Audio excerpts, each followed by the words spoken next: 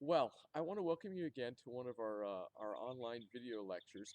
Today, we're going to tell the story of really the end of the Brazilian Empire and the coming of a republic in the year 1889.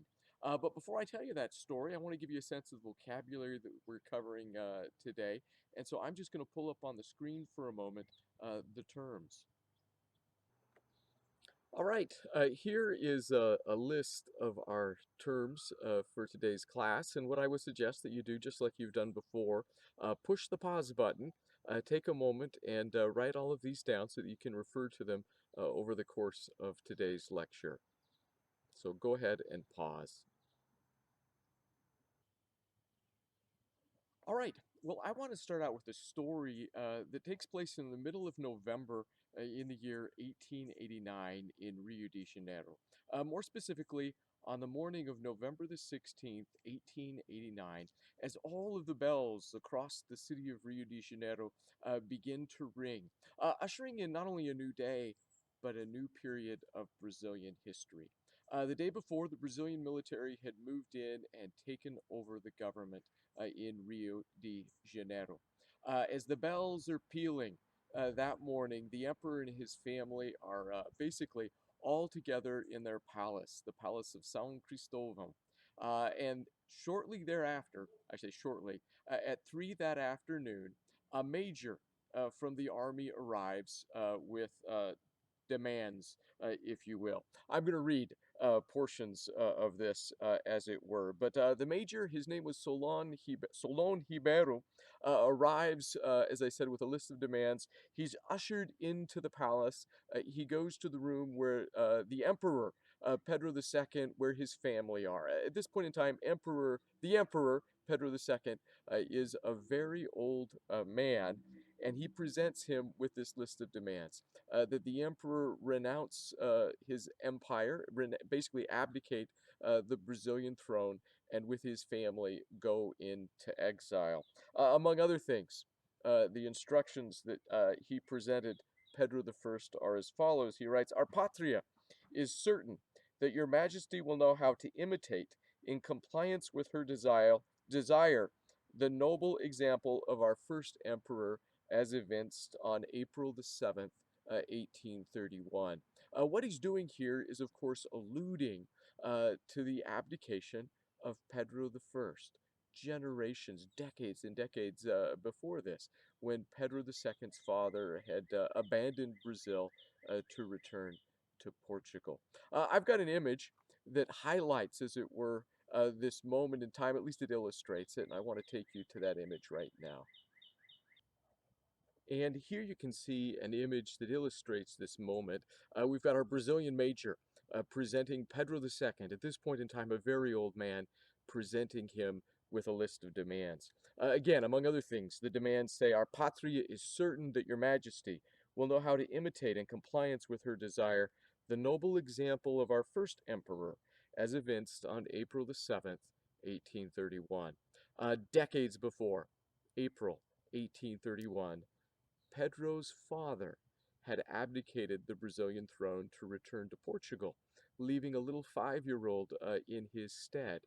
Now the Brazilian military is demanding that the son, Pedro II, an old man, follow in his father's footsteps.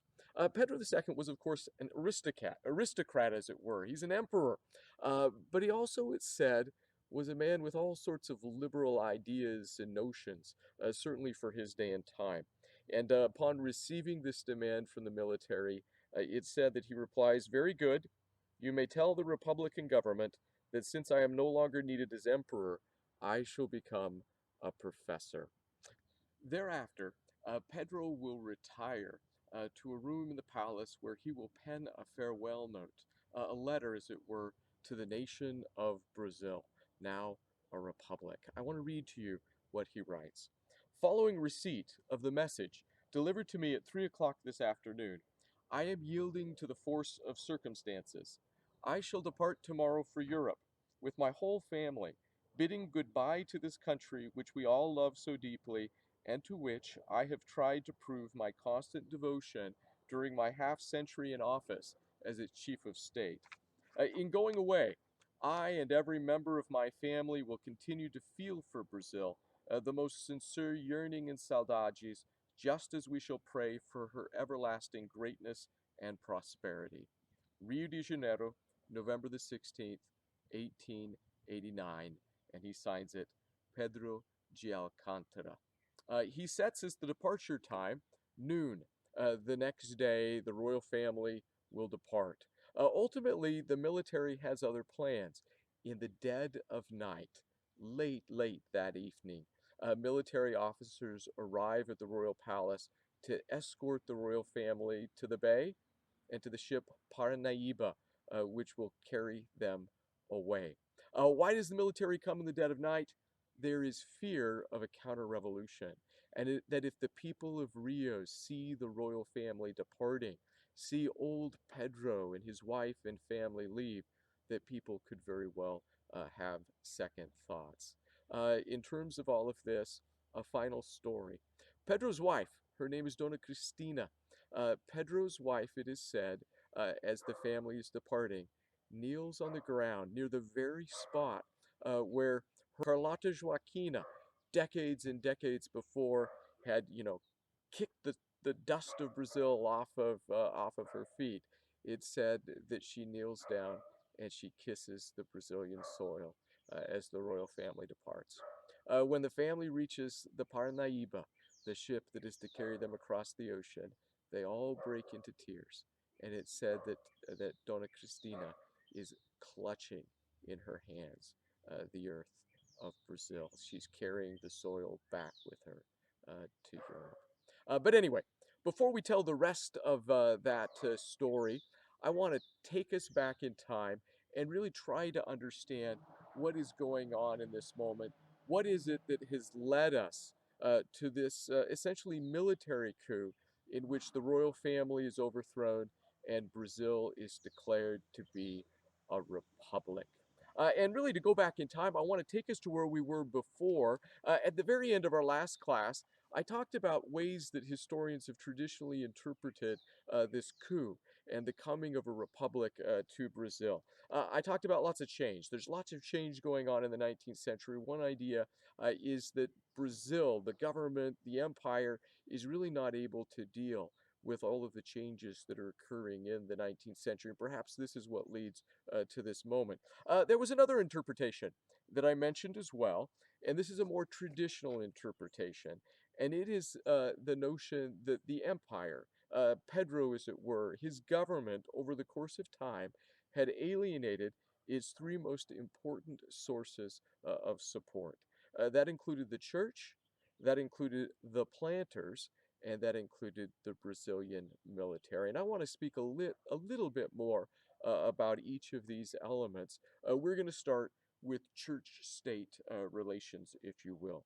The church, as we've talked about before, was very conservative in terms of 19th century Brazil. Until the 1870s, the church was really the dominant institution in Brazil as well.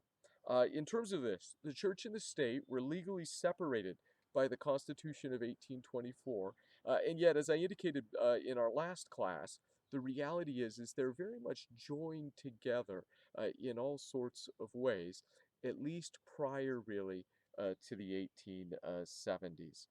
Beginning in 1870, however, a number of factors will come into play to divide the church and the state.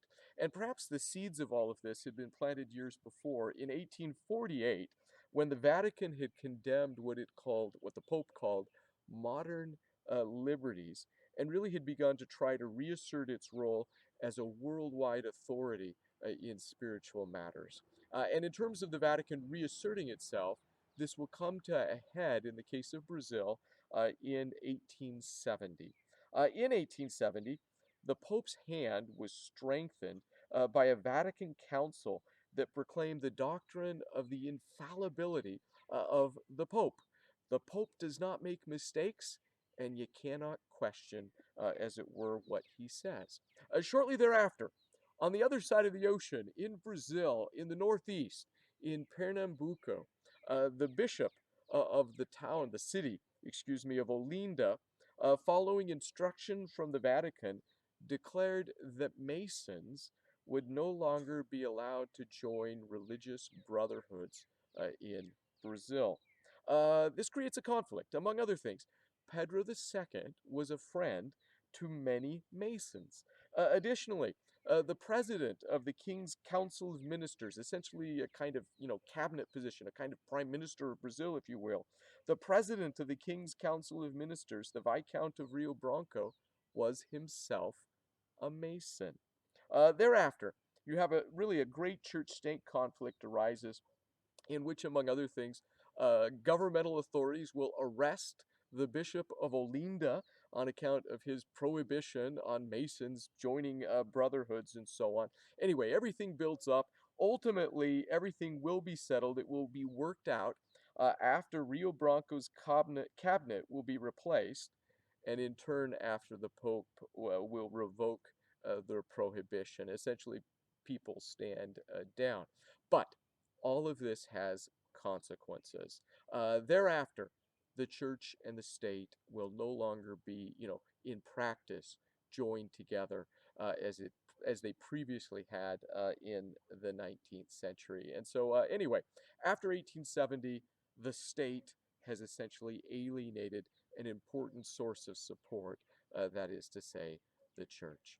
Of course, beyond this, there are other factors at play as well. I indicated there are really three elements in terms of, the state alienating its traditional support. Another one that I want to speak about just briefly, the planters.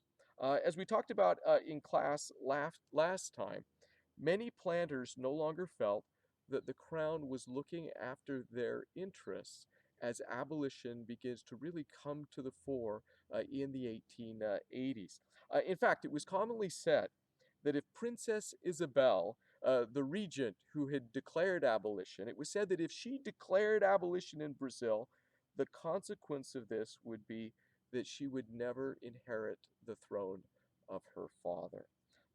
Anyway, ultimately, she does not inherit the throne of her father. Of course, other factors may very well be at play in here as well with regard to Isabel. To begin with, she is a woman. Pedro has no surviving male heirs, as we've talked about before in class. He lost his two little boys when they were just young. He's got two daughters. And so, one line of thought is this is a misogynistic sort of thing going on in Brazil. His heir is a female. In terms of his heir being a female, she had married a French aristocrat who was himself very, very unpopular in Brazil during the same period of time. And so Isabel, her husband as well, very, very unpopular. She is, of course, the one who signs the Golden Law that ends slavery. And what does this do? It alienates the planters. And again, this was another source, traditional source of support for the government in the 19th century. Finally, there's a third element in all of this, perhaps the most important, in as much as the coming of a republic is ushered in by a military coup. Traditional interpretation of the coming of a republic is that the crown, Pedro II, over time, has essentially alienated the Brazilian military. So, moving forward, I want to share a little bit about the military as well. Through the end of the Paraguayan War, you'll recall the Paraguayan War in the late 1860s and so on. Through the end of the Paraguayan War, the Brazilian military had traditionally really stayed out of politics. This is perhaps personified in a military leader that I talked about before in class, the Duque de Caxias. However, after the Paraguayan War, the Duque de Caxias is essentially old. He dies at some point. I don't have the date for you here in terms of all of this. But the military will come under the control of a new generation of officers. Among these is a man named Manuel Deodoro da Fonseca, who will really come to control the Brazilian military by the 1880s. And Fonseca is very much influenced by ideas, intellectual ideas that had become popular in Europe, in other parts of Latin America during this period of time, particularly related to really a kind of philosophy that had begun to develop originally in France decades before that we today call positivism. To talk about positivism, I want to really draw upon some images that can help illustrate the role it would play and the ideas that would go on to influence these military leaders like Manuel Deodoro da Fonseca. So let's take a moment. I want to just show you some images that speak to the role that positivism plays and in influencing the Brazilian military. Okay, here I have an image of Auguste Comte. He is the father of positivism, the intellectual ideas that I'll share with you about here in just a moment. In terms of some background on Comte, he's a Frenchman, he's a philosopher, born in 1798. He'll eventually die in 1857, but he preached the notion of what we today would call order and progress. In fact, this was the motto, as it were, of positivism and of early positivists. Let me read you a little bit from Comte's writings to give you a sense of what order and progress more generally means. Here is from material that he wrote originally in the 1830s. He writes, the first characteristic of positive philosophy is that it regards all phenomena as subject to invariable natural laws. Our real business is to analyze accurately the circumstances of phenomena and to connect them by natural relations of succession and resemblance. For it is only by knowing the laws of phenomena and thus being able to foresee them that we can set them to modify one another for our advantage. Whenever we effect anything great, it is through a knowledge of natural laws. From science comes prevision. From prevision comes action. And he goes on from there. We shall find that there is no chance of order and agreement, but in subjecting social phenomena, like all others, to invariable natural laws, which shall as a whole prescribe for each period with entire certainty the limits and character of social action. The idea here is the notion that everything, everywhere, is governed by certain natural laws. In terms of natural laws, we think of natural laws today perhaps as things like gravity. You don't have a picture of me right now, you're on the computer screen, but if I pick up my shoe and I drop my shoe, it is going to fall to the ground. And somebody who is a physicist can actually figure out the speed at which it's timing, can tell me how long it's going to take based on the distance, and so on. Uh, Gravity is a constant, at least on our Earth here, and it can be calculated with math and so on. Anyway, the idea behind positivism is the notion that all things can be, as it were, understood. Now, naturally, mathematically, and so on and so forth. In terms of early positivists in Brazil, on our left, we have a man named Raimundo Teixeira Mendes. He was an early positivist leader in Brazil. He's actually the creator of Brazil's Republican, its early Republican flag. On our right, we have Miguel Lemos, who was an early practitioner of positivism in Brazil. He would help organize the first Positivist Society of Brazil in 1876, together with the man shown in the middle, Benjamin Constant Botelho de Magalhães. And he, I've made the largest here, he is a member of the Brazilian military. Again, he becomes a positivist along with Miguel Lemos in the 1870s and will play an important role in influencing other military leaders to, as it were, join with ideas of order and progress and so on and so forth. Anyway, in terms of positivism, it's the notion again that natural laws apply, as it were, to the social world that we live in. And just as I can pick up a shoe and drop it and use natural laws to make sense of gravity, I can do the same thing with society itself. I can apply math, I can apply other notions of science to society. Anyway, it's a celebration of the sciences, as it were, in a humanistic sort of a way. Miguel Lemos, that you can see on the right there, not only is the founder of the first positivist society in Brazil, he is also a founder of the first positivist church of Brazil. And in this regard, positivism is conceived ultimately as kind of the religion of humanity, as it were. And this is actually in the positivist church in Rio de Janeiro when Miguel Lemos eventually passes away. Uh, a large kind of positivist mass is held for him and so on. Even today in Brazil, you can go visit positivist churches. And I've got a couple of examples here. On the left, you can see the website from the Positivist Church of Brazil, at least as the website looked in the year 2011. And on our right, you can see what is the Temple of Humanity in Rio de Janeiro. On the bottom right, you can see another one of these buildings for the Positivist Church of Brazil in Rio Grande do Sul. But anyway, this speaks to the influence of this intellectual idea really throughout Brazil, and it's influence beyond even Brazil, other parts of Latin America, as it were. But the idea is a rebirth of humanity, following notions, as it were, of science, applying science again to society. In terms of all of this, Comte, our Frenchman that does all of this, wants to really break with the past, and he will go so far not only to encourage the creation of positivist churches, but also a positivist calendar. Comte proposes his positivist calendar in the year 1849.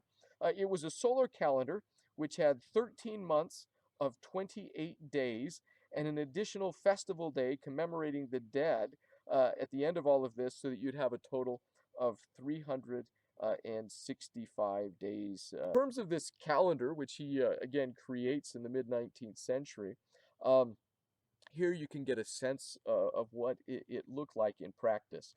The months were named in chronological historical order for great figures in Western European history, in the fields of science and religion and philosophy and industry and literature and so on. And so, anyway, examples of this we see the month of Moses and the month of Archimedes follows it, and so on. And then beyond these months, each day will be named after an important person, basically replaying, the liturgical calendar of the Catholic Church with saints and so on associated with each day.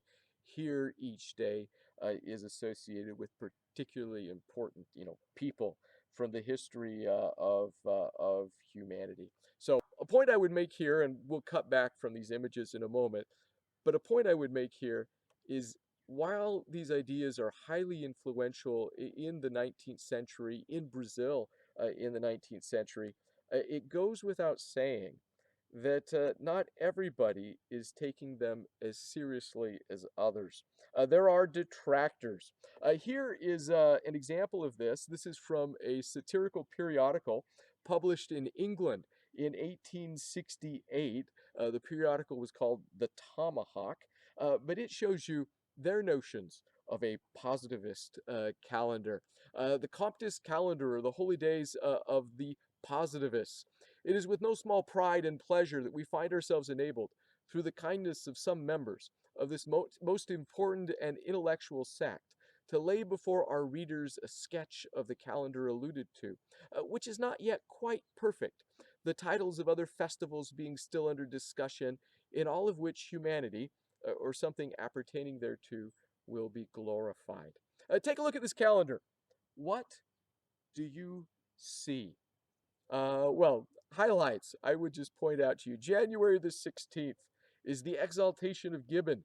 The decline and the fall will be read aloud in all the Comptist churches from 10 uh, until 7. February 25th is the celebration of the cutting of Auguste Comte's first tooth.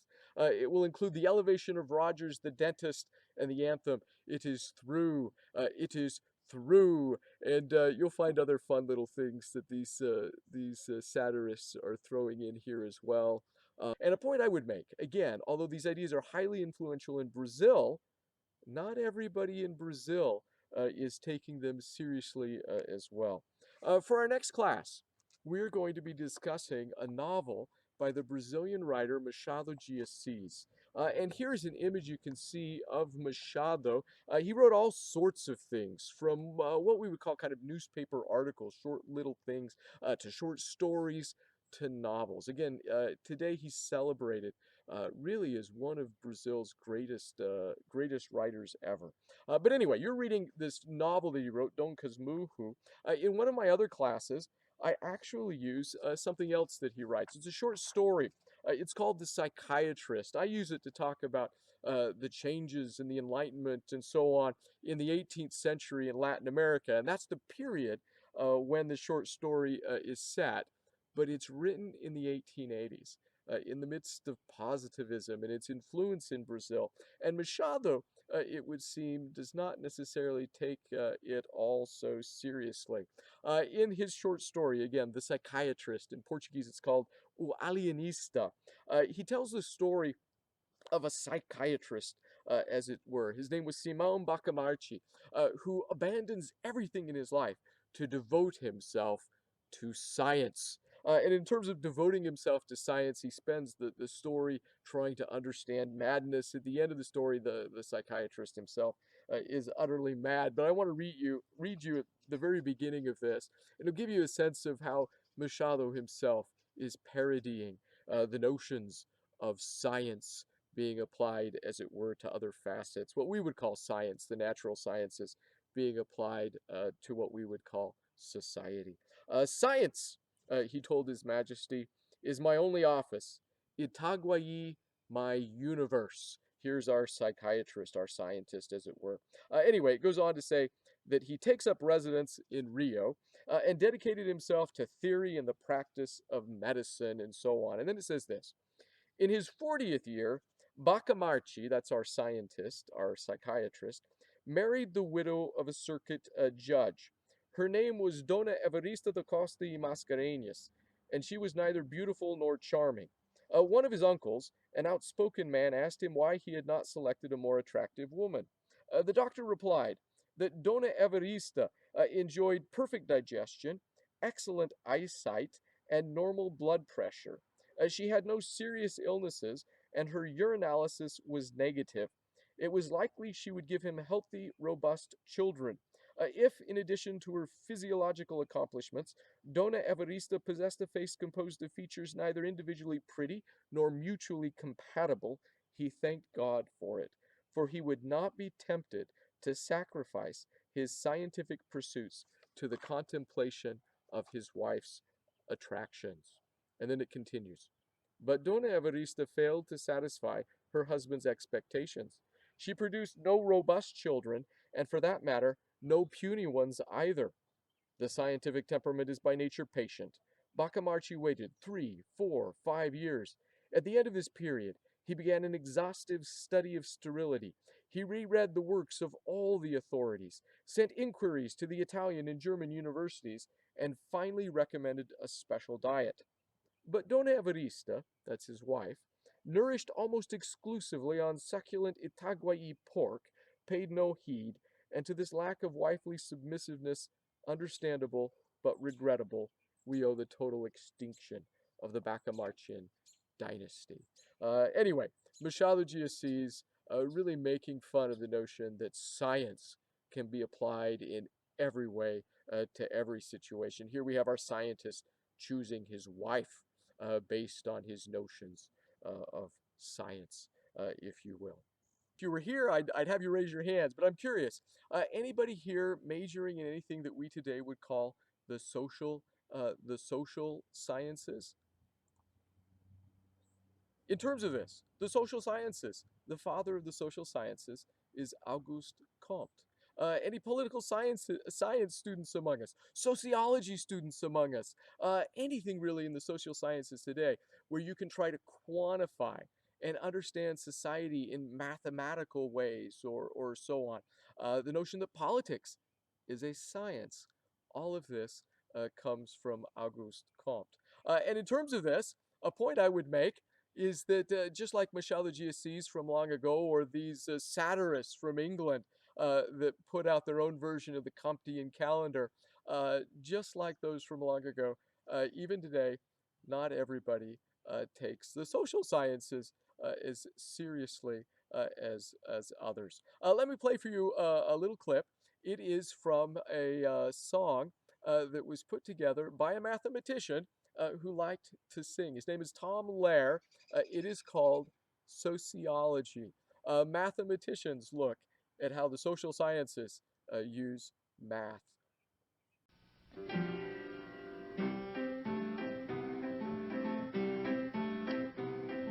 Strange is the change they are trying to arrange today in sociology. Fanatics in their attics are learning mathematics just for sociology. Persuasion by equation they all feel is much more satisfactory. They in an ivory steeple far away from all people, they do research in sociology. Guys who wrote lies now present them in disguise, a cinch in sociology. Attract, quite abstract, without one single fact, is splendid sociology.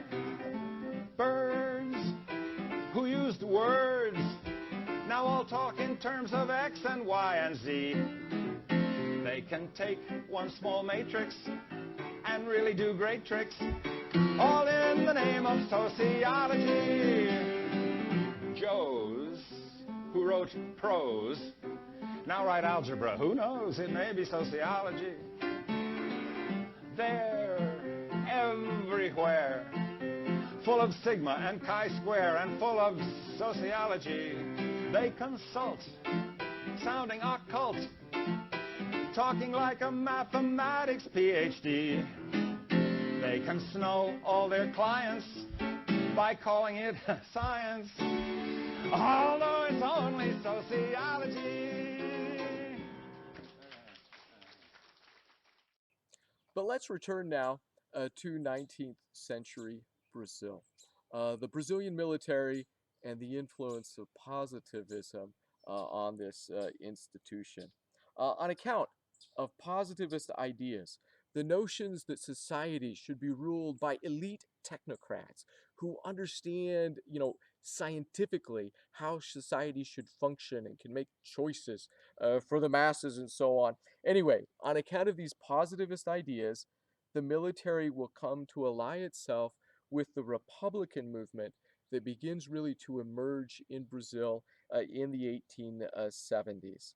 Additionally, in terms of the army allying itself with Republicans, the army also comes to feel that its honor was being attacked during the same period of time by politicians on account of the fact that individual army officers who come to hold public office, who are then attacked by, opposing politicians and so on, see that the see or at least interpret these, these political divisions as an example of the honor of the military being attacked. That anybody who criticizes them is criticizing, as it were, the institution, the military that they are a part of. So, anyway, on account of the rise of positivism and its influence in a new generation of military officers, the military will come to ally itself with the Republican movement that begins to really emerge in Brazil in the 1870s and become increasingly important in the 1880s,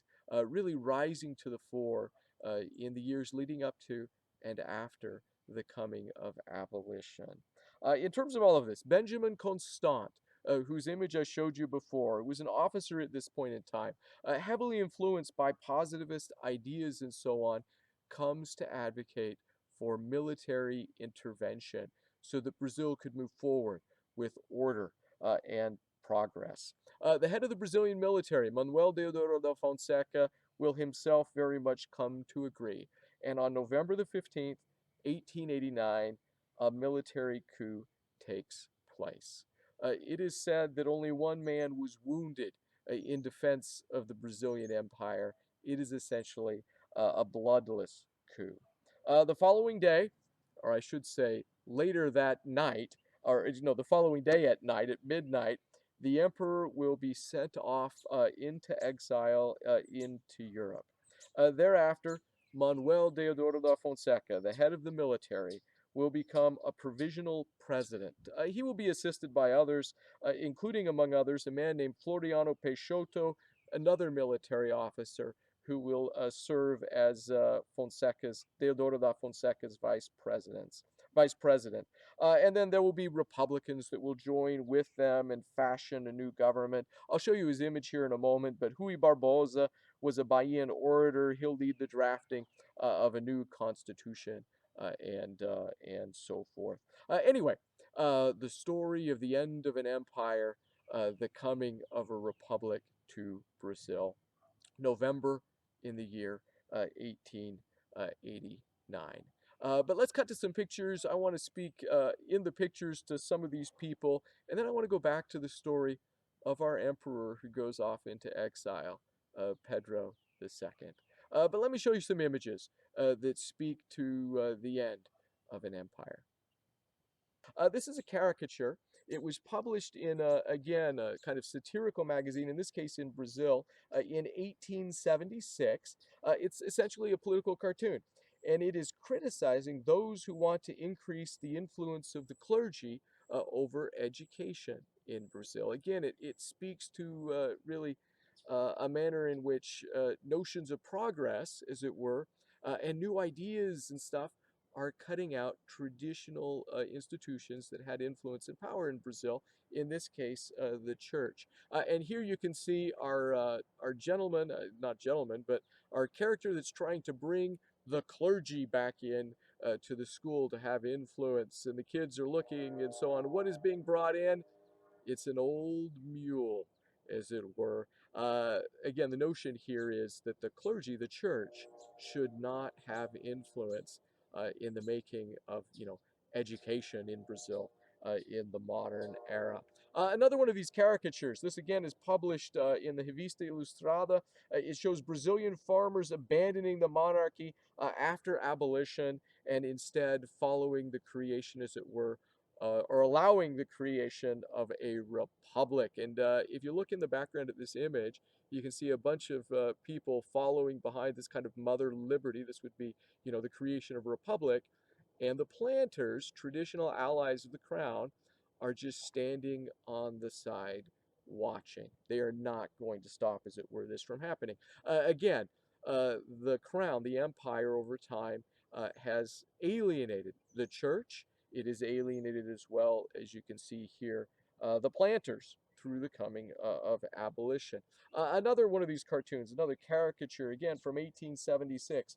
This one shows the Vatican represented by this snake that's creeping in, threatening Brazil, who is sleeping soundly surrounded by frogs. The frogs are kind of a choir of flattering voices.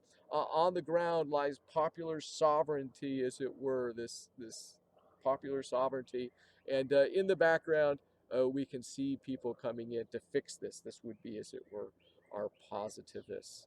So anyway, examples of the church really being critiqued in terms of the making of a modern Brazil, and examples of the rise of positivist ideas in Brazil. In terms of our cast of characters, here we have Pedro II. Again, he will govern Brazil for decades and decades. The image of him shown here is a much younger Pedro than the one who will be deposed later in the late 1880s. And here is his wife. I called her, Donna Cristina. Her real name is Teresa Cristina. She is from Sicily. She is Italian, but she is the wife of Pedro II. In terms of stories of Pedro and of his wife, this was, of course, an arranged marriage. And it's said when he saw her for the first time, he was taken aback.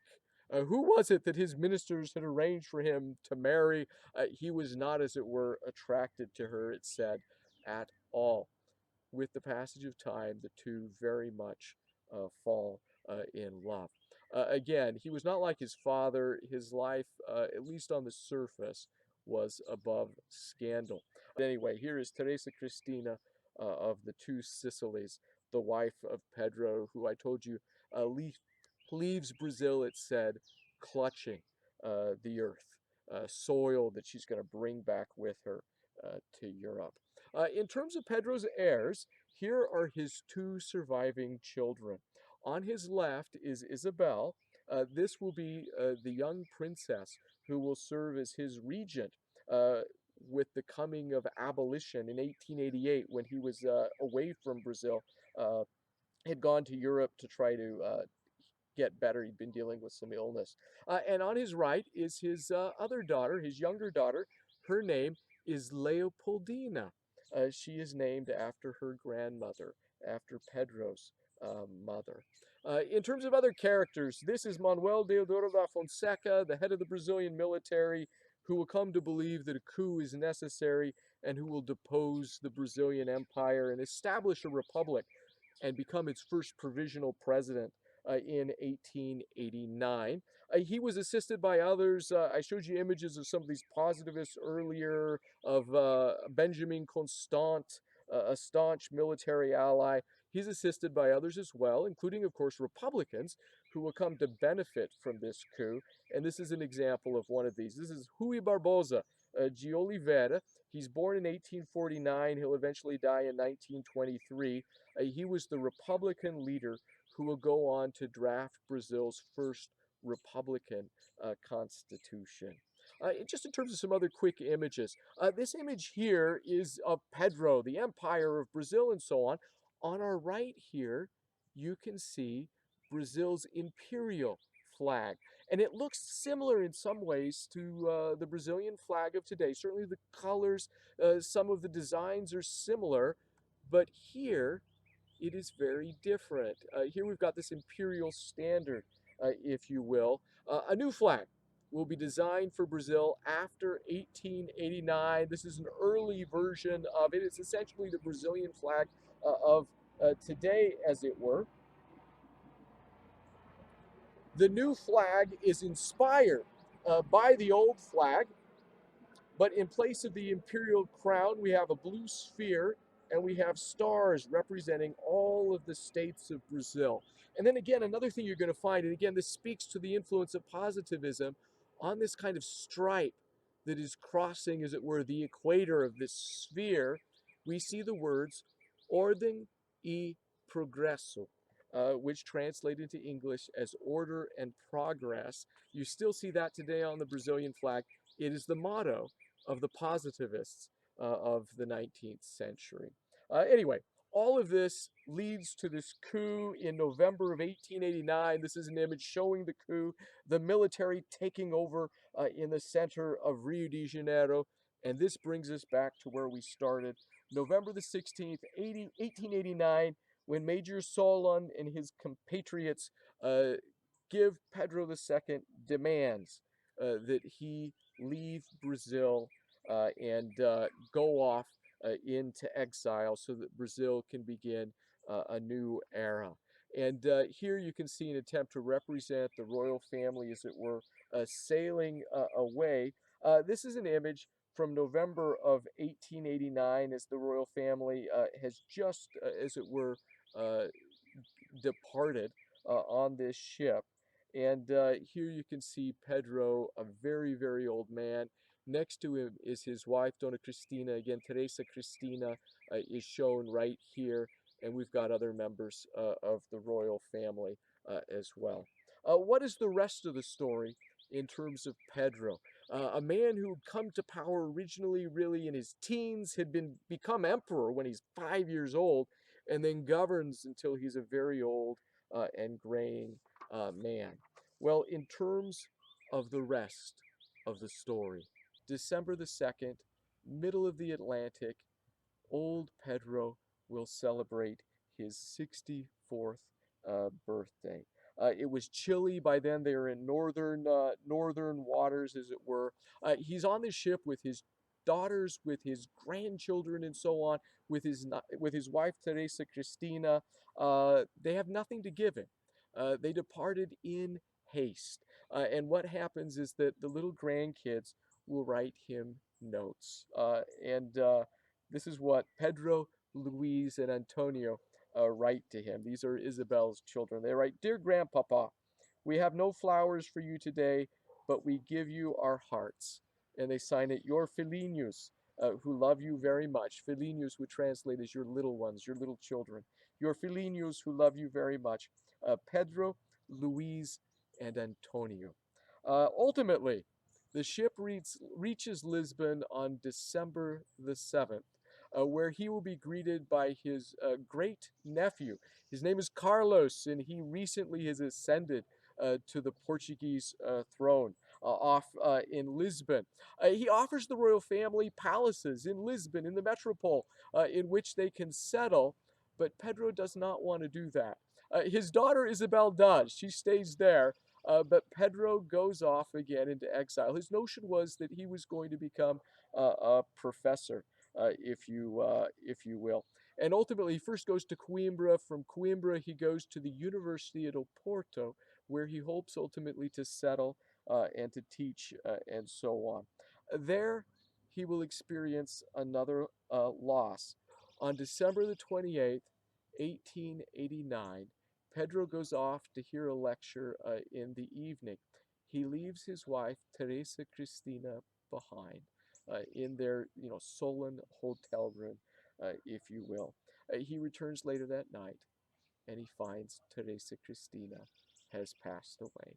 It said she died of a broken heart.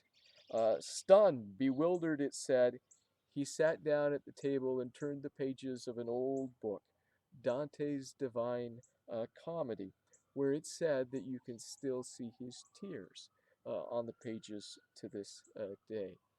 2 years of his existence are left. Ultimately, like his wife, he will pass away in a lonely hotel room. 2 years later, December the 5th, 1891, in a lonely hotel room in Paris, an utterly broken man. Anyway, the story of Pedro II, the passing of the Brazilian Empire, the beginning of a republic.